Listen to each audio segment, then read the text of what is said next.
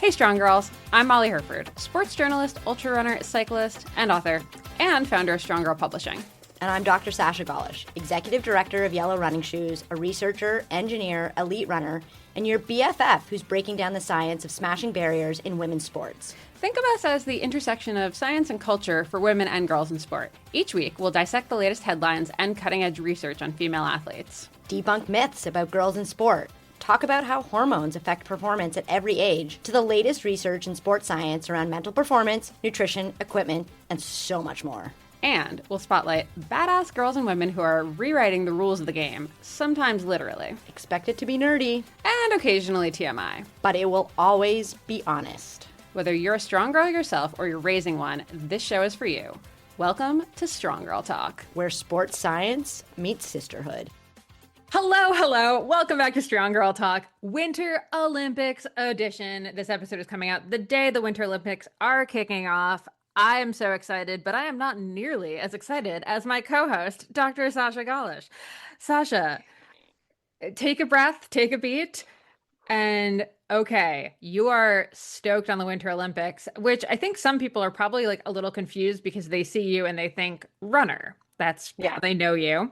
But I recognize that your backstory is actually much more wintry than some people think. So tell us why you are so excited about the Winter Olympics. I mean, for a whole host of reasons. Italy, like just Italy. I can't wait to hear them talk about all the food.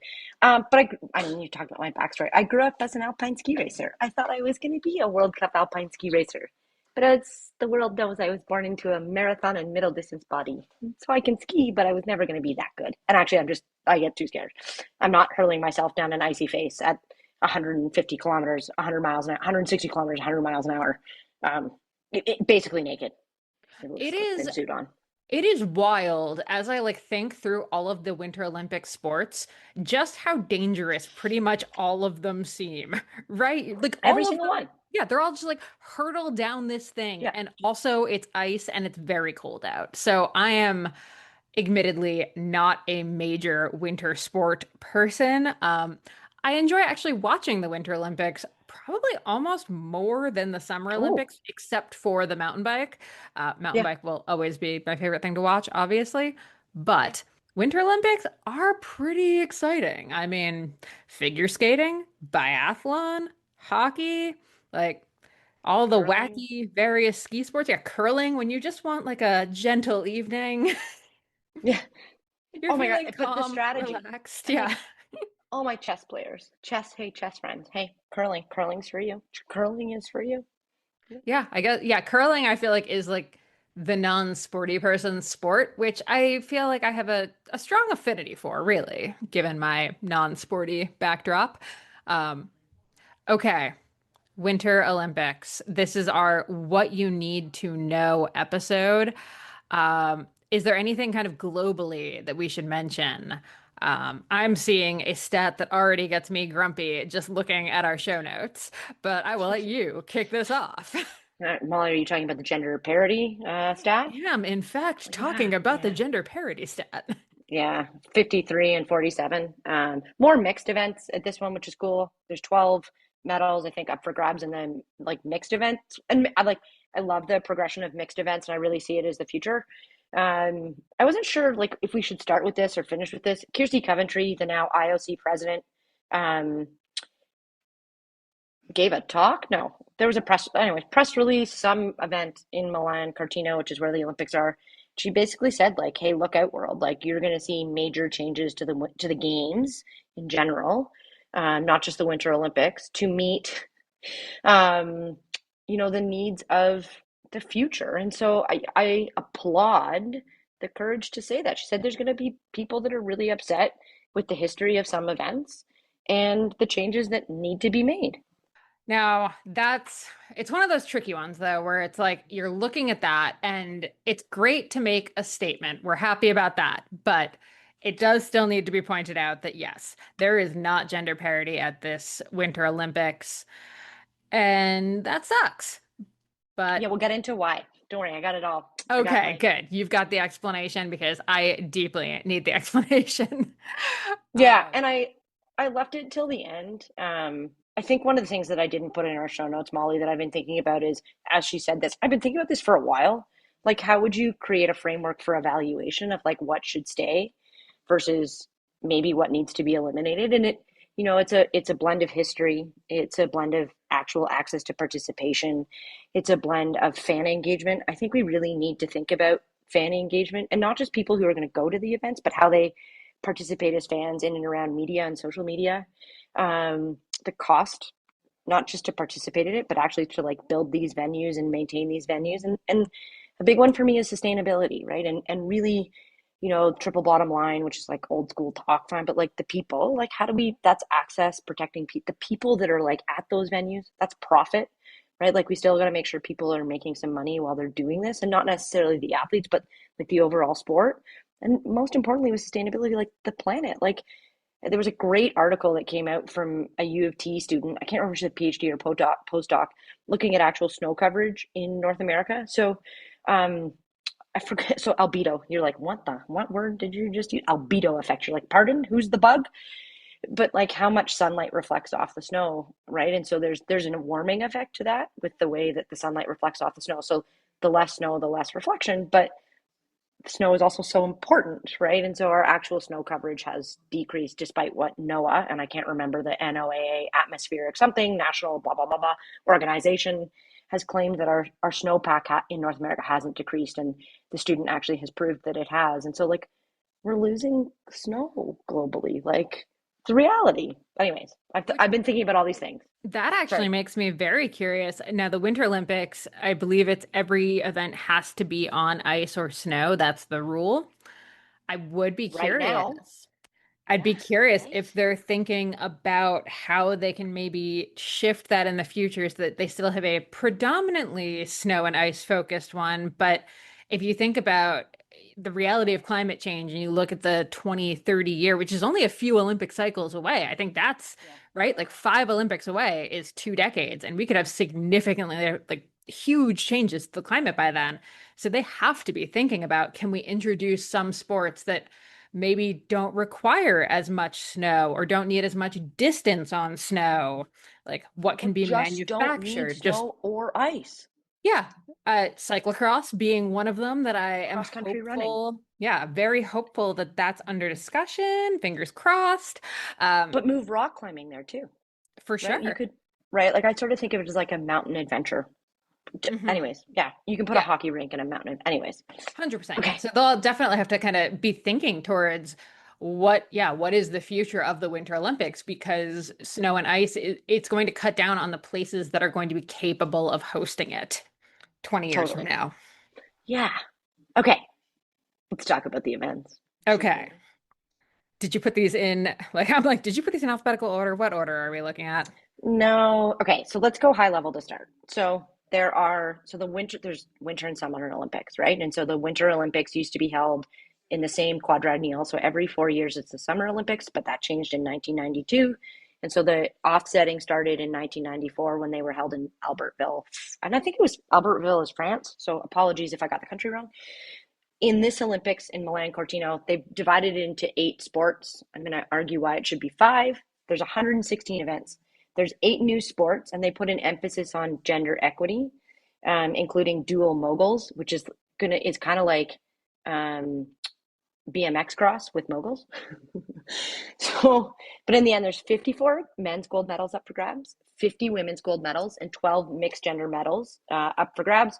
The 8 new sports include, where did I put the new sports? Sorry. So the dual moguls and freestyle, double women's luge, which I actually think is coming back and has been added, mixed team skeleton, women's ski jumping on the large hill, and there's 3 ski mountaineering events, which just like selfishly, I think I would have been like absolutely epic at this in the world.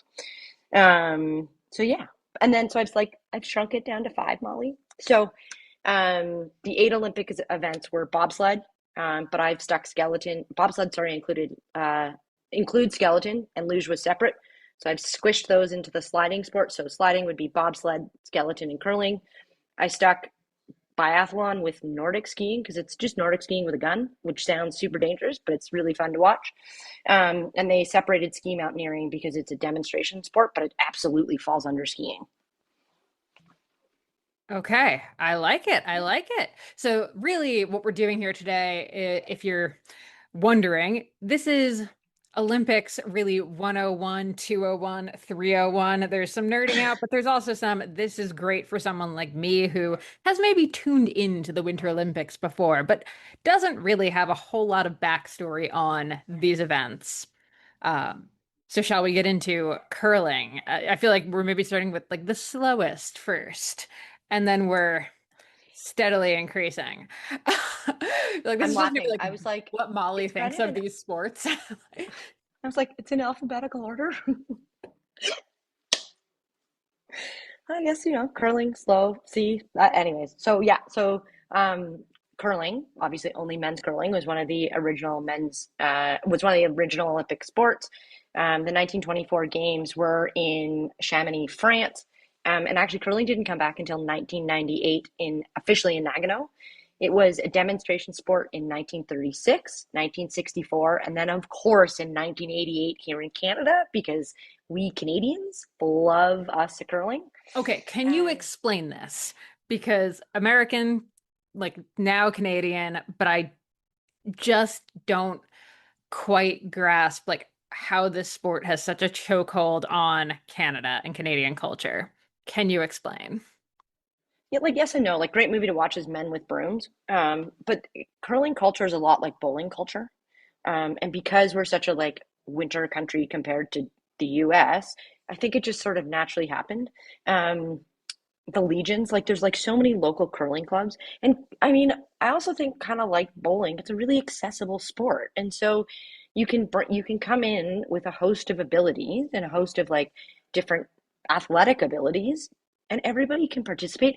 It really is a game of skill and strategy. I've got this like little smirk on my face. So my parents put us in a curling league when we were kids. And true to like type A Sasha, my goal was not to like get the rock in the center because I was like six, like we were 6 and 4, we were little, but I was like, I want to get the rock all the way from the end back to me. Like that was curling to me, which is absolutely not the game of skill and strategy, which also would be a very athletic sport as opposed to like a skill and strategy sport. But I think that's why, and I think ice pads have always been part of Canadian culture, and so you could play it outside on ponds because unlike hockey arena or figure skating arena ice, which is like you want it as perfectly flat and perfect as possible, curling ice is dimpled.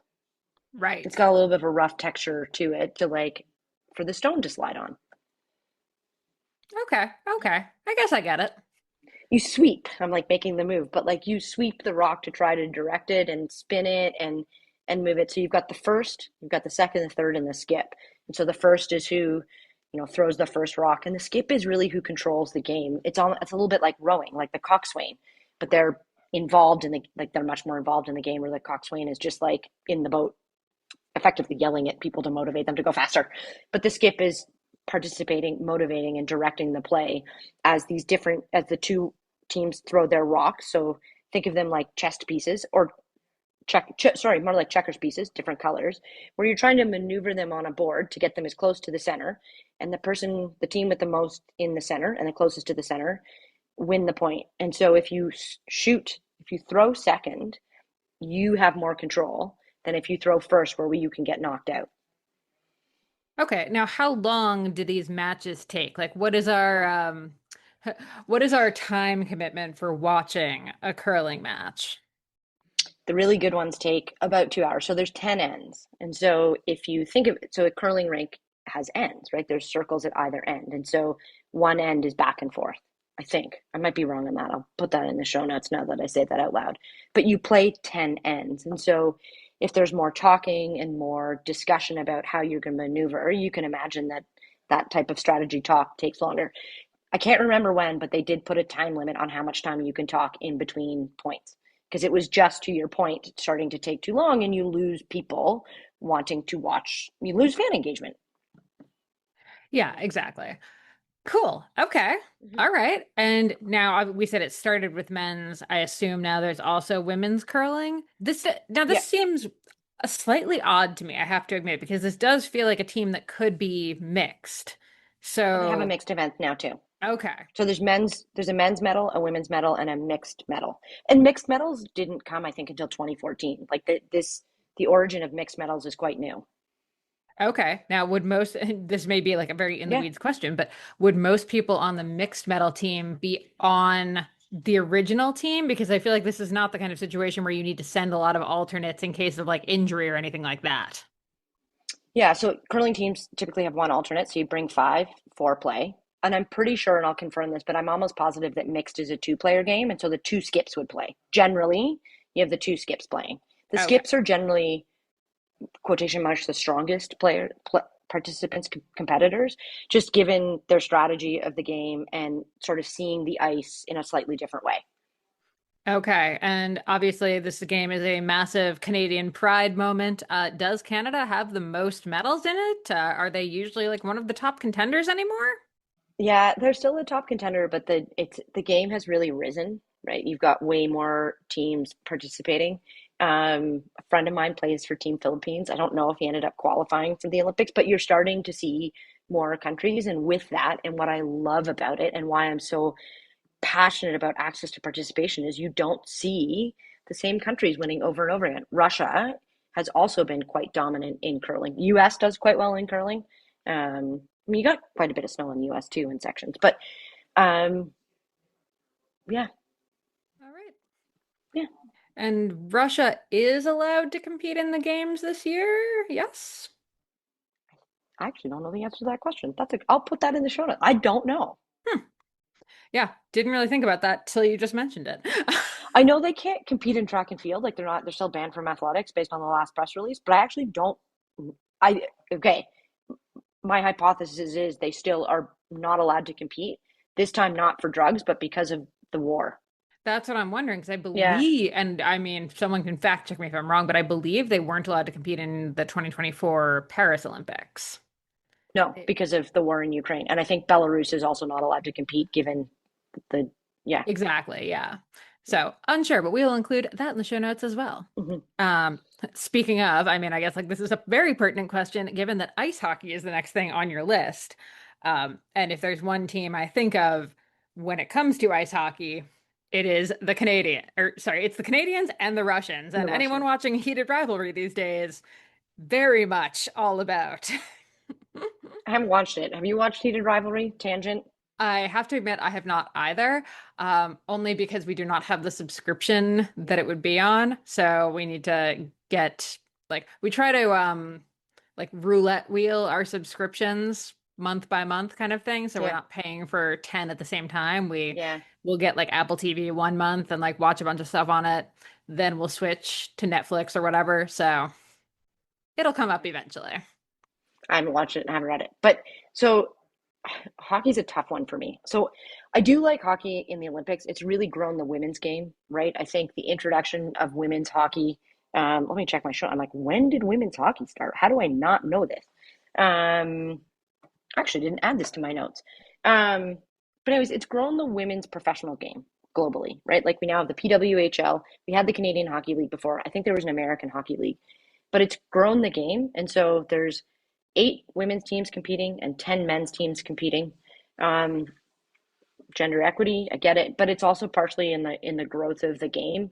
If we think about like a world rugby and the world rugby competitions and those things, we are seeing the growth of the game in women's in particular. So it's interesting. NHL players are allowed to play again in the Olympics for the first time since 2014. The reason that they sort of pulled them was injury risk, and like it's also like, well, just don't play like a doofus. Is kind of what I want to say. But the ice is bigger. Actually, no, it's still just don't play like a doofus. Like it is bigger, so you can go faster and hit them harder. Women don't seem to have the same challenge. And yes, in the professional hockey rules, the hitting rules are a little bit different. So there's really there's supposed to be no contact in international hockey. So um, I haven't actually I didn't when I put this episode together, I didn't actually think about team rivalries and like who was going to do well. I really wanted to think about it in an unbiased way of like, well, when did hockey start? And like, when did the sport start and when did women get to play and like what's the history of it and how do we think about it? Should it be included moving forward? Um, Sorry, I do have this. Women joined in '98 in Nagano. I think, as I recall, the women won. Similar to professional hockey, there's six players on the ice. You got three forwards, two defense, and a goalie. The hockey stick looks like an L. They tape it. You play with this rubber puck. It's on ice, so the rubber gets harder, and it's quite firm because it's cold. And there's three 20-minute periods, and I think they get a 10-minute intermission between each period. And then it can go into overtime if there is a score. So every goal, so when the puck goes in the net, it counts as 1 point, and it can go into overtime. And I believe at the Olympics, you just play another full 20-minute period until somebody scores. Professional hockey's done it a little differently so they can recover. Fair enough. Yeah. Also, fact check the Russia situation. Russia is not competing in this year's Winter Olympics. They do have 13 athletes who are going to be independent, Awesome. but obviously that means no team sports. So they will not be ice hockey, but a few No figure hockey. skaters, that kind of thing. Okay. Well, and there was the big scandal with the skater in the last Olympics. Right. The young, and the, anyways, well, Park that one. Yeah. All positive on the Winter Olympics right now. Yeah. Oh, so I was thinking about this today. Like, so skating, right, which is the next sport we're going to talk about, includes figure skating, short track, which we would think of as traditionally short track speed skating, and speed skating, which we would have traditionally called long track speed skating. And I was like, well, shouldn't be hockey then be under skating? And anyways, I'm undecided on that because then you just get down to four categories of sports, but it's skating. Yeah, anyways. That is a tricky one, yeah. But I think it's like team sport versus individual sport as well. So it's a difficult one with how you classify all of those. Well, there's a team competition in figure skating now. Anyways, yeah, it's not quite like the same as a team sport. Team sport. You're not like going out on the ice in figure skating and throwing the puck at each other. Although Yeah. that would be hilarious. Just let all the, you know what? Let just all the ice sports are just happening at the same time. Yeah. So there's speed skaters just going around whilst the figure skaters are trying to do their thing. And also there's a hockey game happening. We could wrap this Olympics in like a day. Oh, Molly, I love your thinking, right? Like the hockey game is going on inside the oval that they're doing for speed skating, and then like the figure skaters are dancing around the. I love this. Anyways, we talk about dying, like sports and risk. Oh yeah, yeah. Okay. Okay, actually, do you know this? Has anyone ever died in the Winter Olympics? Oh yeah. Okay. Yeah. There's been in Alpine, in the sliding sports, in skeleton and luge. I can't remember in bobsled. Yeah. We don't. Okay. That just seems terrifying. Yeah. Park that. Yeah. Park that. Let's get to the fun stuff. Figure skating. Okay, so I was going to say skates. One of the things I was like, oh my gosh, let's think about this from somebody who's never done it, like participated in sports or watched these sports. The skates are all different. So the big difference between hockey skates and figure skates is one, the ankle support and the way the boot moves. And so a hockey skate's a little bit more rigid. But there's also, I can't remember the skating movie, but toe pick, right? There's a toe pick on a figure skate so that you can plant your toe into the ice so that you can spin or jump or whatever so that you can get your points. And so let's start with figure skating. So figure skating was the only, in 1924, when the Olympics debuted, it was the only sport that women could participate in. There were 11 athletes who participated. Interestingly, I was like, men could participate in figure skating in the original Olympiads in 1908 and in 1920. So like it was part of the original Olympics. And so there's something in there as we think about rethinking the Olympic Games, because the winter ones became about snow and ice, that we could rewrite that piece of the Olympic Charter because it was already rewritten once. So I think it's open for discussion, not interpretation, but discussion. Interesting. I like it. Mm-hmm. I like it. Now, is this the first women's sport in the Olympics? Would it be figure skating? Very cool. In the Winter Olympics. Okay. Yeah. That's awesome. That's exciting. This is why I love women were actually. Well, I love watching figure skating. It's so much like grace and athleticism. In the original Olympics in 1896, I think golf and swimming were the two sports that women could participate in. Yeah. Is it weird that I'm like kind of impressed? Like golf on ice. Yeah, I like it. I like it.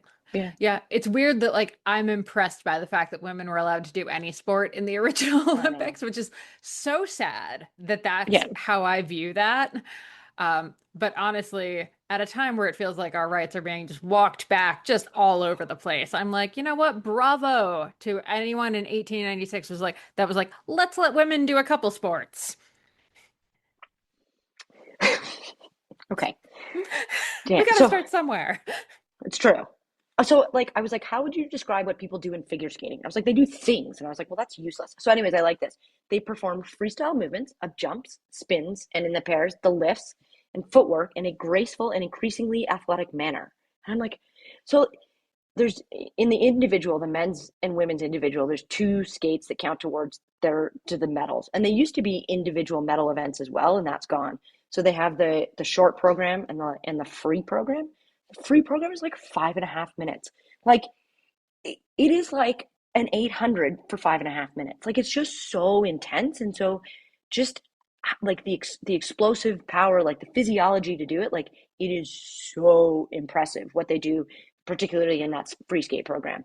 Especially when you consider the fact that they're also trying to like look completely calm Oh yeah, and just kind of show be graceful and have like all of this body awareness versus yeah like running an 800 in that like same time where you can have whatever face you want yeah. exactly. Like, no one cares what your arms are doing, like no one's minding that, but figure skating it's both explosive but also so graceful, and you're totally right, like the athleticism required for that I don't think ever gets the credit that it truly deserves, but it is wild. And then so then there's two sets of pairs events. So there's pairs figure skating and there's pairs ice dancing. And so kind of to the way the name says, the ice dancing is much more of a dance and footwork and less about the throws and the spins. Where in figure skating, it's very much about the throws and the spins and this and the um what synchronized jumps. I was like coordinated jumps, which is not the right, synchronized jumps, right? And the amplitude. So in figure skating, what I love about it is, I mean, obviously the higher you can jump, the more spins you can do, right? And just like when you think about how much power and strength you have to do some of those quadruple doubles, right? They quadruple jump, they land, and they go up and they do another quad. Like it really is quite remarkable what these athletes can do.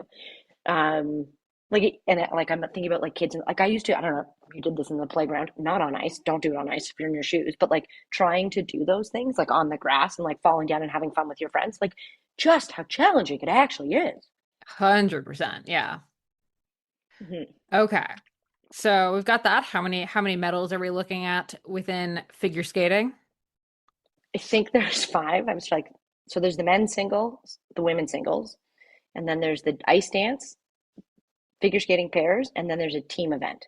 And so the team event, I think Canada won the last time, but it's like a really, it's actually a chance for the athletes to just have fun on the ice. So like it's a little bit more relaxed.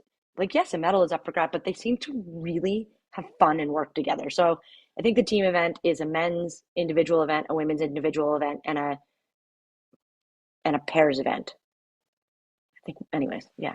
Okay, so it's not just like I was picturing more of like a West Side Story-esque teams like Canada versus US, like back and forth kind of dance battle situation. I'm a little sad that it's not that, Yeah. but I mean, it's they fine. do that in the moguls, I guess. I like, which is not the same, but yeah. It's fine. It's fine. Yeah, I'd say figure skating's probably like the heavy favorite, especially of I'm gonna say millennial women. We grew up with Tara Lipinski was maybe like a little on the young side. My younger sister like was obsessed with Tara Lipinski. We were more like the Nancy Kerrigan era, Yeah. which I mean, you were just fascinated by whether you cared about skating or not, because that whole Tanya Harding situation was just wild. Like figure skating has always just been like intriguing, especially to women of our generation. Well, and I think it's such a test of resilience. The Canadian woman whose name is escaping me, and I think it was at the last Winter Olympics, like the day of her competition, her mother died. She didn't tell anybody. She won the gold medal, right? Like she Wow. just was like, okay, I can do this. Like I've been training for this my whole life. My mom's always been beside me. I'm just gonna do this. And like they're such resilient individuals. Like and they fall. Oh my God, did they fall on the ice? And they just like get up and keep going. And I'm like, okay, if you ever wanted to like think about how to be resilient, go test that out. Hmm. Yeah. Well, and it's also just like a fascinating sport because I think it's one of the ones that no matter how you looked at, I'm gonna butcher how I'm gonna say this. No matter who you were, however you looked at if girls belonged in sport, if women belonged in sport, figure skating isn't like was undeniably like okay Yeah, for women to do. It was yeah, socially acceptable. You weren't a jock if you were a figure skater, yeah, even though I would argue you were absolutely a yeah, jock. You probably yeah. trained so much more than So any like anyone else on any team sport, any school sport. yeah, Like figure skaters were putting in the work. yeah, But for whatever reason, much like dance, it's seen as much more yeah. acceptable for girls and women to be in it, which I always find really funny when you actually back it up and look at that sport and everything it involves and how athletic it is. You're like, Yeah. this doesn't actually make sense, but because it looks pretty, we've been allowed to do it because it's like sparkly outfits. But The men also behind wear quite sparkly outfits. It's true, yeah. And behind the sparkly outfits are quads of absolute steel. So, And glutes. And glutes. Yeah. Yeah. Yeah. yeah, yeah, And glutes. yeah. Okay. Okay, Speaking of moving on to falling, speed skating. Yeah. oh my God. Do you ever watch short track speed skating? It's like roller derby on ice. Which I love. Here for it. Yeah, totally. So I was like, I actually wonder how like long so it's 111 meters. Like that's it. It's 111 meters, Wow. right? Like it's so tight, which is like you now are like, yeah, okay, I get why they're like whipping around. So now I got a little upset with short track speed skating. Not parity. Mm-mm. So the men and women like compete in the same events until they get to the 5,000 and the 3,000, and the men do the five and the women do the three. Don't like that. Nope. It's Mm-mm. dumb. Yeah. Dumb I and we mean, hate it. at least the men and women got to start skating in short track at the same time in the 98 or sorry in the 88 Calgary and then officially in 92 in Albertville, but no, 94 is Albertville. Anyways, just kind of just Yeah, just big boo to that. Okay, yeah. here's my question about speed skating. Do you know off the top of your head, because we're at such a stark angle in that oval, right? Like you're leaning so Yeah. hard to one side. Do you know if they train skating both directions so that they have balanced muscles? Or do they Oh, just do the one side? If anyone's a speed skater and wants to message us and like explain to us how the training looks because that is a sport that as I think about it would be so heavily weighted to the dominant. one side that I Yeah. have to imagine you'd have to do some work to rebalance or you just end up with all of these weird issues. And at the same time, still have to be so dominant on that leg to go around those corners, short track or long track. Yeah. But sorry, just making sure I don't forget that the skates are different. So they're called clap skates. So they're kind of like cross country skis where the heel releases. So it gives you Oh. so, and I apologize, I can't remember in the history of when they changed, but there was a big debate over it because like world records dropped by like like it makes what's happening in running look like nothing's changed. And you can understand why, just like from the physics of like how much more power you would generate from a clap skate. And so there was talk of like, do we ban them? Anyways, they obviously have kept the clap skate. Um, they're quite sharp and dangerous. No ankle support, also a sport that I just would be like, I'm on the ground again because I need a boot with ankle support. But um, yeah, I don't know about but yeah, you're right. They like come around and like balance on that leg. But Hmm. I've also seen where like if you get stuck and you're balanced on the inside leg, so I think they have to be able to do both. Hmm. But you're just always at like a one-sided lean. Like you're always lean to, I don't know if it's the right or the left. My brain can't picture the, Left. okay. Yeah, Yeah. it's obviously Always, left. always left. Just, it would be Yeah. so, even your core and stuff would just be like, you just have abs on like one side. You have a three pack. And a cookie pack. Here's my three pack. Here's my cookie pack. This side skates. This side eats cookies. Yeah. Um, So we really I need would to, love we need to dig into this, how speed skaters train and how they keep things even. I'm very I'll curious ask now. Anastasia Busis. But so I love long track speed skating. I think I secretly kind of wanted to learn how to do it, but we don't have it. I think one of the coolest things about long track speed skating that I learned this year is in many of the Scandinavian countries, they freeze their tracks, right? It's the same kind of like setup. And even if it's not exactly the same, like what a great reuse of infrastructure. And, I'm like, why aren't we doing this in Canada? Anyways, food for thought for another day. But I just long track speed skating, one of the original six that's been in the Olympics since 1924. Women, of course, didn't get to do it till 1960 in Squaw Valley. For sure, that was going to cause our uterus to fall out. If Oh anything yeah. was going to cause it, like absolutely speed skating, it was going to launch it. It wasn't going to fall out. It was going to launch out. Um, it's a 7 and 7, 7 medals for men, 7 medals for women.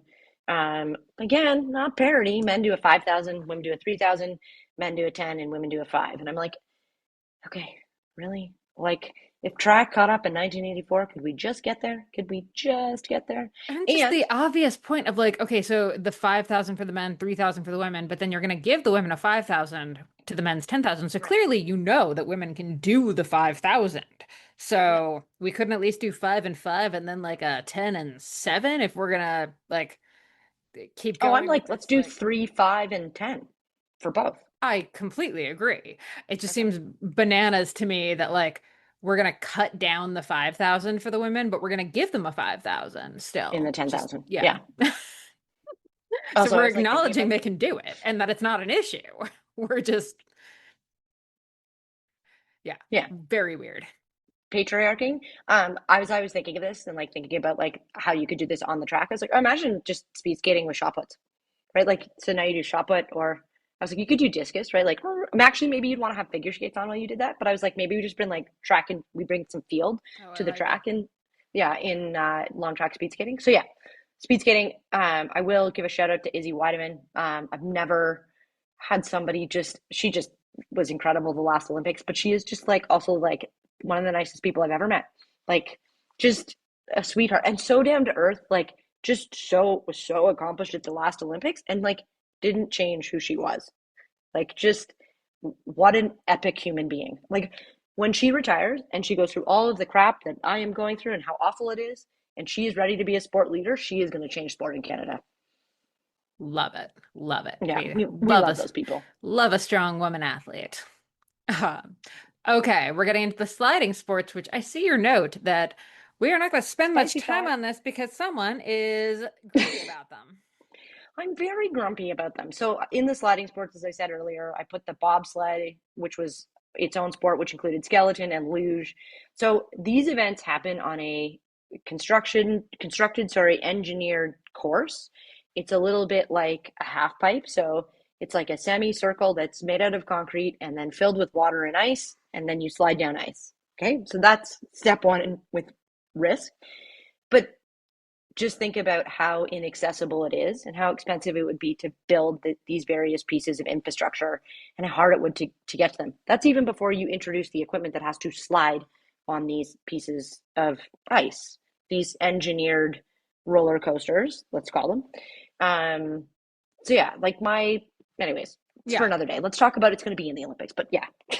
No, it's true. I've interviewed a guy who did luge before, and he was telling me, I'm gonna not say his name because it was off the record, but he was like, yeah, like we have to buy our own equipment, like especially if you're Yeah. not like if you haven't done it in the past, you're not on the national team, like there's no support whatsoever. It's so expensive, like tens of thousands of dollars for these things, and there's no practice version, like there's no cheap version of No. this thing that's gonna fling you down the hill. You have to live in a really specific area. So yeah, it's probably the least accessible. You're totally right of all of the sports. But let's talk about what's in. Let's keep these fast. I'm like realizing how many more ski sports we still have to go through. So move it along here. So four-man started in 1924, and then it was out, came back in 1960. Two-man joined in 1932 and kind of like came in and out. Sorry, it was in the Olympics from 24. It was out in 60 because they didn't build the track. Why? Because it's so expensive. Women didn't get to join bobsled until 2002, where they've had two women bobsled, and new for 2026 is the monobob, so single pilot, and it's women's only. So men's 4 and 2, women 2 and 1. So we've got some gender parity number issues here, just based on number of people so they're in sleds. So if you ever saw Cool Runnings, which if you haven't, go watch Cool Runnings, great feel good movie. You're effectively in this like what it's a carbon fiber tube now, right? And so it's got like wings on the front. So it's effectively a carbon fiber tube on top of a metal plate with long skis underneath that you drive down a solid ice roller coaster. So you have a driver and then 3 pushers in the 4. You have a driver and one pusher in the two, and then you just have a driver pushing their own sled in the monobob. Um, I don't know that I have much more to say about that. Perfect. Let's move to luge. They do wear track spikes. That's the only other thing I'll add. So, like to dig into the ice, they really wear track spikes. So, luge, um, I'm like, you lie on a metal cafeteria tray that is attached to two metal skis, and you launch yourself down this same engineered roller coaster. Yeah, this really like these seem like a joke that an Olympic committee made up, in Yeah. 1924 or whatever. Just like, what'll be really funny is like telling these idiots that this is a sport. Apologies to anyone that really loves these sports. They just seem so wild and like they're just designed So to be like wild. a plot in a rom-com. Yeah. That's Yeah. really all I've got on them. I'm sure, like, I again appreciate the athleticism it takes to do it, appreciate the um complete lack of like amygdala or something. Like the fear mechanism is just turned off in your brain. It has to be. There's just no way that this makes sense otherwise. Like, I'm Wait till sure we get to skeleton. I'm sure people have done studies on the like brain scans of these, like anyone who's willing to do this is just it's terrifying to me. I just can't comprehend it. Um, any other notes on luge now that I've just ranted about how scary these all seem? There's five medals up for grabs. So there's men's singles, women's singles, men's doubles, women's doubles. And so in the doubles, you have two people lying on top of each other on top of the cafeteria tray. Again, The this bottom seems like a joke. the bottom individual is the driver driving the sled. So there's steering on either side near the sharp metal edges. And then there's a team relay where you have a single from men's and women's and a double from men's and women's, and the cumulative time counts. There's a qualifying day, and then you get 4 runs over 2 days, and it's your cumulative. The lowest time wins the gold medal. Terrifying. Okay. Let's move on to skeleton, which will terrify you even more. So in skeleton, it's similar to luge. You lie on this same metal cafeteria tray with metal skates, sorry. But this time you're head first on your chest going down the engineered roller coaster. Um, Sure, of course you so, are. Totally makes sense. oh my God, Mike, you're just making me giggle. So there's three medals up for grabs. It's only singles, so men's and women's singles, and then the relay is one man and one woman from a country, and it's their combined time. I believe it's over 4 runs, so 2 runs each. Again, qualifying 4 runs, lowest time wins. Yeah. All right. Mhm. There we So go. it's adjacent to tobogganing, but like it's not really accessible. It's inaccessible tobogganing. Yeah, that's really what I'm trying to say. Yeah. But if you Yeah. were a kid who loved just hurling yourself down the hill on a sled head first, then skeleton Or a might be for cafeteria you. tray. Or a Yeah, cafeteria or tray. Yeah. yeah. Crazy carpet. Remember the crazy carpet? Oh yeah. Yeah, they were deadly. Yeah. Um, Probably literally. There's no chance that they weren't.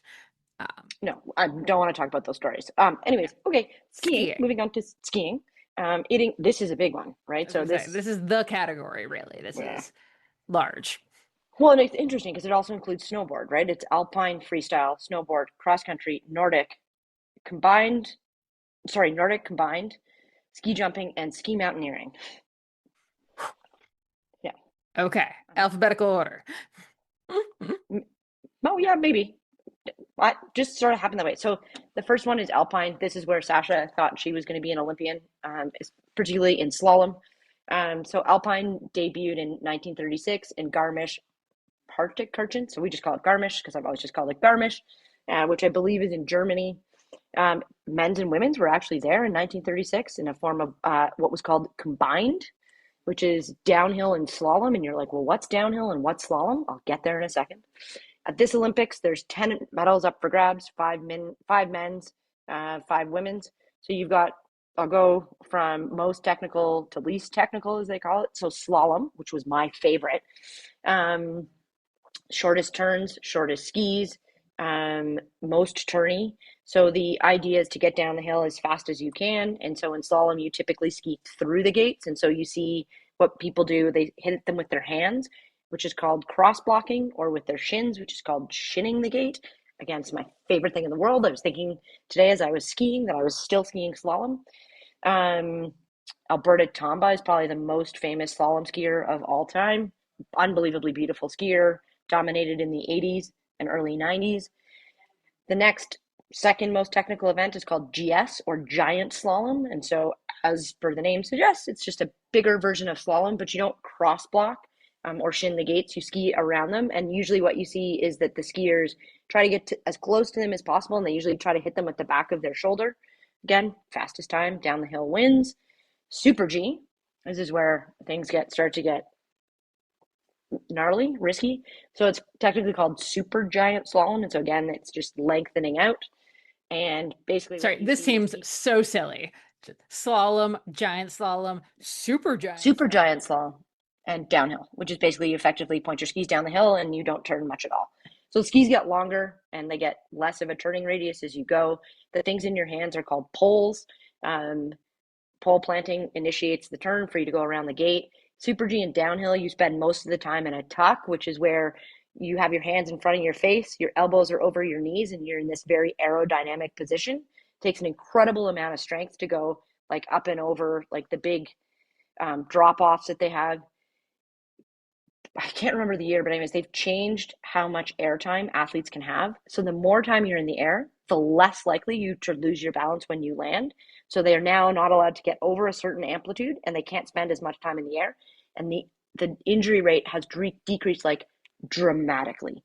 And then there's also a dual event, which is where they go head to head and go against each other, and somewhere between slalom and giant slalom, but they're not cross blocking, they're going around the gates.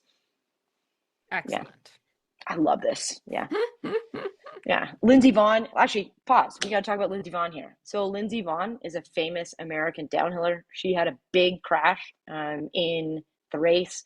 They actually then canceled the race because the snow conditions were so poor. Asterisk sustainability issue. Lindsey Vonn tore her ACL. She's been quite open about it, and she's been quite open about that she's going to compete at the upcoming Olympics. And before we started recording, we were talking about we were just talking about it. Let's just leave it like start there. Yeah, exactly. To me, this discussion kind of reminds me of the conversation that was happening in cycling over the summer with the Tour de France Femmes avec Zwift, where everyone was talking about Pauline Ferrand-Prévot's weight and, how we're thinking about women cyclists and all of this stuff. And all of it made me, when I initially heard that she was going to compete with a torn ACL, like my initial reaction was kind of a little bit of horror, I'll be honest. And Right. you did explain some medical side of it to me that makes me completely okay with it, actually. But it occurred to me as soon as I started thinking that way that, like, oh, right, this is what I was annoyed about with the tour, where suddenly we're policing women's bodies and Yeah. And what everyone they do. everyone is allowed to comment on it and have a stake in it and feel entitled to this opinion. And admittedly, part of me, when I heard that, was instantly just thinking like there's an alternate who deeply wants to compete. And I've seen it in Mm. cycling where I have seen this in the Olympics actually, where an athlete was injured and and opted to race even though they knew they weren't going to perform well, like they knew they had no chance of even a top 10, say, let alone medaling.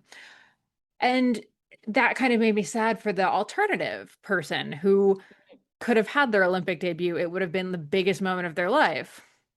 So in those cases, like, I do kind of feel for the alternate, but as you pointed out, the ACL full tear means it actually isn't unrealistic to compete. It's going to be painful for her, but it's not necessarily like dangerous or like, and she still has a chance.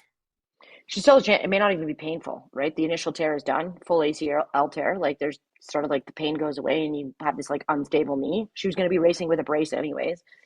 Um, I just don't think it's our place to judge, like with all of it. Like men or women, you get injured, you decide to compete, that's your decision. I think we don't understand the whole story and we like to pass judgment on people. So this is just our, public service announcement to once again, please don't pass judgment on people. And I think that's past judgment, positive or negative, because I Yes. also dislike the applauding it Yes. really publicly because I don't think that that's necessarily a message that I believe in sending to young women who are looking at this thinking, oh, I have to compete through every injury to like prove my worth as a racer. So yeah, I think it's just a no judgment zone. No one really needs to weigh in. Okay. Um, Okay, let's move on to aerials. I loved thinking about aerials today. So debut 1988, Calgary demonstration sport comes into Lillehammer. It was actually still a demonstration sport in 92 in Albertville. I like to think of it as like diving on ice and snow. Probably more on ice this year than snow, but you probably have to have some snow to land. So you are scored on your flips and spins. What was this? It's known as like the original somersault sport of skiing. And so you basically launch yourself down a hill because you're not on a diving board that you can bounce, and you try to get as much amplitude and you perform your tricks that you have set out, that you have told the judges that you're going to do. And you are evaluated on your spins and flips in the air. Okay. Sounds horrifying. Is that what Eddie the Eagle was about? No, that's we're getting there. No, that's Okay. that's ski jumping. Tried to just go far. He's not flip. If he's flipping, it's we're in trouble. Okay. Gotcha. Gotcha. Yeah.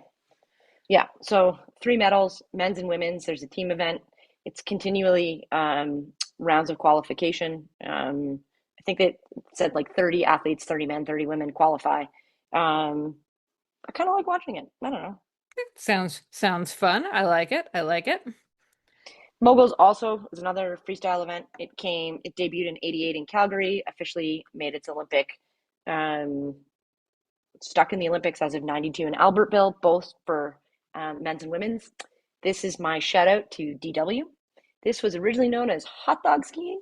Oh, Yeah, so I'm like, DW, I just picture you like whipping through the moguls. So, I he mean, when literally you does walk, have moguls in the backyard, by the way. oh yeah, Peter digs like a little track for him, so he's just like shooping around it all day. should time him, see what other jumps he does. So, along with the moguls, they have to do they go off two jumps, and so they're up in the air, so you can spin or flip or whatever. It's a combination of how good you look in the moguls, so like actual skill in the moguls, how fast you get down the moguls, and then what you do in the air as well. Primarily, it is actually about the speed that you come down. So what you'll see is they're on skis. They're very different than the Alpine skis. They're similar to the aerial skis, so they're a bit shorter. They don't have a ton of shape to them. And when I say shape, that's what helps you turn. And so you can imagine the moguls, the turns are much smaller, so you just need a very low radius ski, almost a straight ski. And they basically don't turn around the moguls. It's almost like they bounce off them, trying to take the straightest line possible coming into the jump. And you'll see them, they'll sometimes do what's called a check. So they'll throw their skis into a snowplow just to slow the speed down a bit so that they don't over launch the jump and land past the landing zone, because then you land in the moguls, and typically when you see the worst wipeouts. Yeah, four medals up for grabs, men's and women's, individual, and then a duel where men and women will go against each other. Oh, neat. Okay, that one seems like it's fun to watch. I think that's going to be really fun to watch. I'm pretty sure that was just announced this year. Oh, very Yeah. fun. Okay, Yeah. excellent. Love that. Love that. Okay, ski cross. This is one that I always hear about, but I have no idea what it actually is. So enlighten Okay. me. Okay. I once upon a time did this, and I actually like love jumping in a ski cross course on Alpine ski. It's terrifying. So it is a little bit of like a combination of Alpine skiing, so like racing, with slope style. So you're not spinning, you're trying to go over these very, and big air. And so it's a combination of slope style, big air, and Alpine racing. And so skiing and snowboarding are very similar. They often race on the same course, just different pieces of equipment. So skis, you're on two, and you have poles. Snowboard, it is one piece, and you have your feet. They're generally perpendicular to the board, where skis, your feet are parallel to the skis. And it's a series of things that you like jump and fly over. It was incredibly popular in the X Games, which is why they brought it to the Olympics, try to drive up numbers, right? Like alpine skiing's popular, but not really. Aerials and moguls are me. Aerials probably the least, but ski cross and snowboard cross were gaining popularity. I would say they're not as popular as half pipe and the ones we're going to get to. Um, Four people race at a time. At one point, they went up to six, but the injury rates were just way too high. X Games, I think, still sometimes does six. So there's a mixed event, which I'm really excited to watch because the board will drop based on your advantage over other skiers. And so like the first person goes and like the board's released. So I'm like really curious to see how that advantage actually like puts that team at even a more advantage. So, the whole shot. We can talk about the whole shot. So coming out of the gate, if you are the first person to the first feature, and there's a bunch of different features, it's called getting the whole shot, which I think is something they talk about in cyclocross, no? I was gonna Yeah. say the other cross that I care Mm-hmm. about, cyclocross, Mm-hmm. very big on the whole shot. Yeah. So anyways, excited. What I love about the introduction of this team event is the females will go last. So whatever female crosses the line first is going to be the gold medal winner in the team event. I'm like, cool. Thanks for thinking of that. Excellent. Yeah. Okay. Halfpipe, as you alluded to. So Halfpipe got its debut in Naganos of 1998. Again, it came into the games because of popularity, and actually it came in as a snowboard only event in 98. Ski caught up in 2014. Halfpipe it's more than a half circle, right? It's this like kind of what it sounds like, a pipe of snow with no top. And the goal is to jump out of the pipe and do a series of tricks, which are flips or spins or flips and spins, to score as many points as you can. There's men's, there's women's. I don't think there's a team competition in this. There's not. It's just men's and women's. And what's interesting in this is where in other events it's your total score. So I think in moguls it's your two total runs that count to get into the final qualifier. It's just your best run that counts in snowboard and ski. Sorry, that counts in ski or snowboard halfpipe. Excellent. Yeah. Okay. So then the last two freestyle events are slopestyle and big air. Slopestyle is more of like the rails, and there are some jumps. Big air, to its name, is like very big, right? Like you're trying to go as big and high as you can. The risk is quite high. Big air was just in the last Olympics in 2022, and slopestyle debuted for both skiing and snowboarding in 2014. They're both really popular X Games events, which is why they brought them to the Olympics. And this is a hard one for me, right? Well, I guess if you're a skateboarder, like it's a little bit like skateboarding. Like, is it accessible? Is it not? I don't know. I haven't thought that much about this one, but it's so popular that maybe the fan engagement is why we should keep it in. Yeah, I think there's a balance between what's the most fun to watch and the most wild to watch, which I think Yeah. is where your sliding sports really do Yeah. bring in eyeballs because the risk level is so high. So Yeah. you have like a much higher chance of fan engagement, even if it isn't the most accessible sport from a participation standpoint. So it really is, what are we trying to get out of the Olympics? Are we trying to bring more people to sport, or are we just trying to fan the Olympic flames? And I think both of us come down on we'd rather see more participation, but if you can get someone in watching the big air, but Yeah. then they can see the cross country or Yeah. see one of the other sports, maybe that moves the needle. Who's to say? Yeah. I think it's a yes and. I don't think it's an either or. And I think that's been part of the challenge is it's always been an either or as part of the conversation. So we've Hmm. got kind of like three more events before we wrap up here. So cross country skiing, we both love it. Absolutely love it. And I think it's one of the most accessible snow sports for everybody to get into. Although as an engineer, I'm like, can we talk about how we could make this more accessible to give people more ankle support and a slightly wider ski just to make it easier to start? So maybe I'll talk to, anyways, for another day. Cross country is a cornerstone event, right? Like it's an OG 1924. Like it's been like people say it's all this dirt, right? Like it's from way before the Winter Olympics. Like cross country is not as a sport, but as an activity, particularly in the Nordic countries. Nordic skiing has been around forever. Um, so the biathlon is basically Nordic skiing, but with a gun. We'll get to that in a second. What I love about cross country skiing is just how much gender equity and gender parity work they've done. So all the events are the same. All the prize money outside of the Olympics, I don't think there's any prize money at the Olympics, all the same. This in Nordic skiing has just done an outstanding job at bringing gender parity. In this Olympics, there's a 50K mass start race. It's classic this year, so the events alternate between classic and free. Free is skate, but the women for the first time ever get to do 50K, which is like super exciting. That's Yeah, awesome. yeah.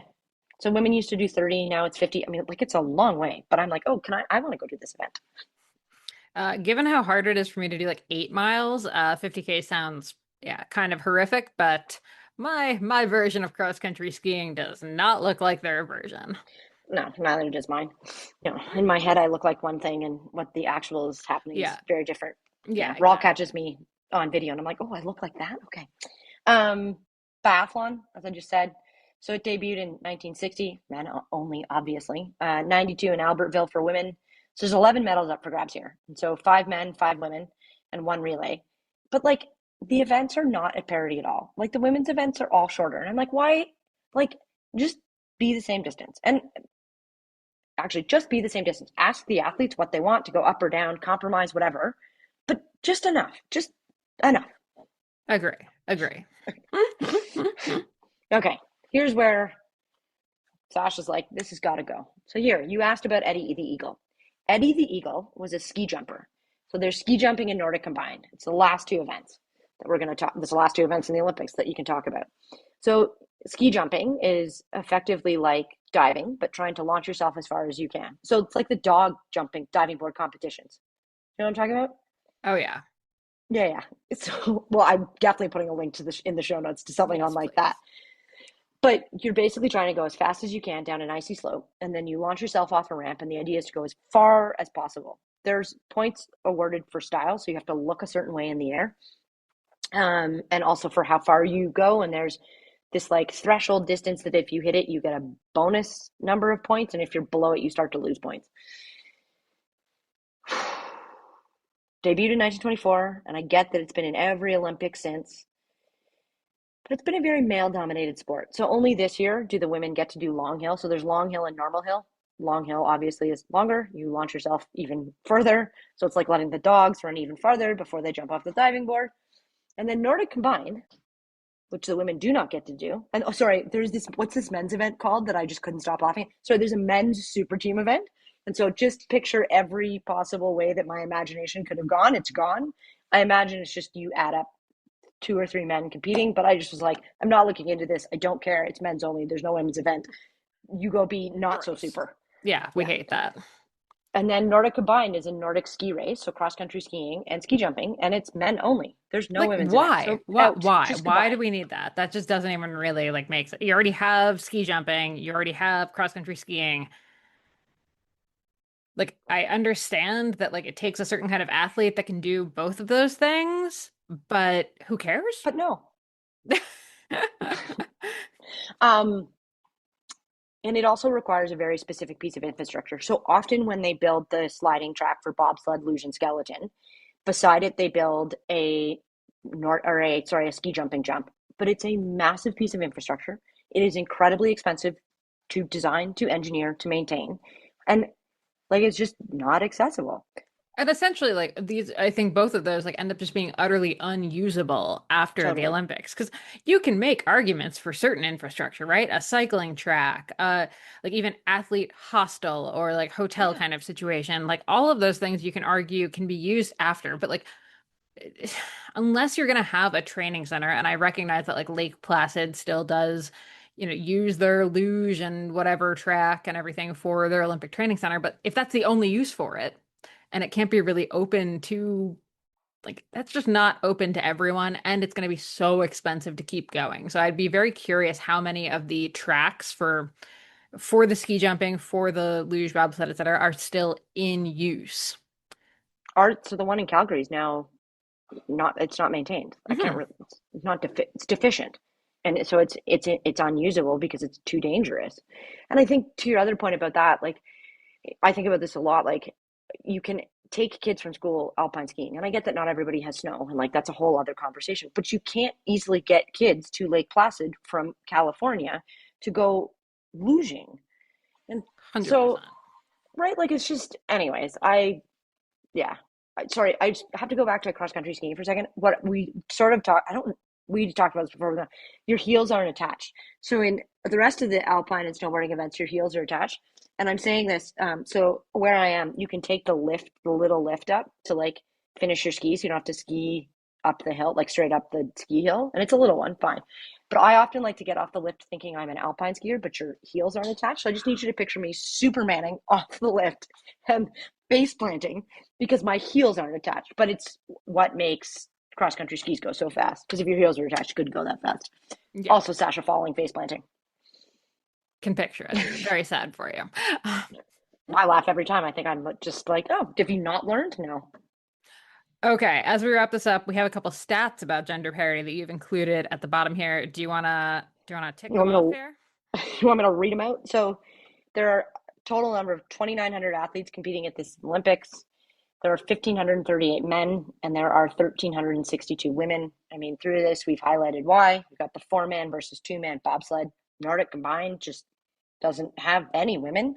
And then you've got the men's super events, whatever that is. Anyways, so there's just, you could have easily had gender parity at these games by just simply eliminating or adding women. Like I'm just like, really, it's 2026. Like this conversation happened in 2016. You had the opportunity to do it.